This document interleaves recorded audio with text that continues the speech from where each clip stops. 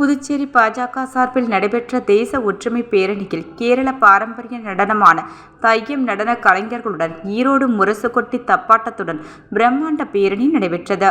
பாகிஸ்தான் தீவிரவாதிகளால் காஷ்மீர் பகல்கம் தாக்குதலில் உயிரிழந்த பொதுமக்களுக்கு ஆபரேஷன் செந்தூர் மூலம் பதிலடி கொடுத்த தீவிரவாதிகளின் முகாம்களை அடித்த இந்திய ராணுவத்திற்கு நன்றி தெரிவிக்கும் வகையிலும் தேச ஒற்றுமையை வலியுறுத்தும் விதமாக ஆபரேஷன் செந்தூர் வெற்றி ஊர்வலம் புதுச்சேரி உருளையன்பேட்டை தொகுதி சார்பில் நடைபெற்றது. தொகுதியின் பாஜக பொறுப்பாளரான பிரபுதாஸ் தலைமையில் நடைபெற்ற பேரணியை பாஜக தலைவர் செல்வகணபதி தொடக்கி வைத்தார். பேரணியில் ஈரோடு புகழ்பெற்ற முரசு கொட்டி கேரள பாரம்பரிய நடனமான தையம் நடன கலைஞர்களுடன் 3 கிலோமீட்டர் தூரத்திற்கு ஜெய்ஹிந்த் என்ற முழக்கத்துடன் பேரணியாக சென்றனர். இது பார்வையாளர்களை வெகுவாக கவர்ந்தது. புதிய பேருந்து நிலையத்திலிருந்து புறப்பட்ட பேரணி பிருந்தாவனம் பெரியார் சிலை அருகே முடிவடைந்தது.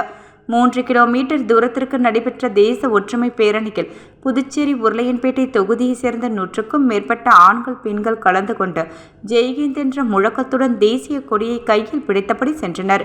பேரணியில் பொதுமக்கள், பள்ளி கல்லூரி மாணவர்கள், முன்னாள் ராணுவ வீரர்கள் என அனைவரும் திரளாக பங்கேற்றனர்.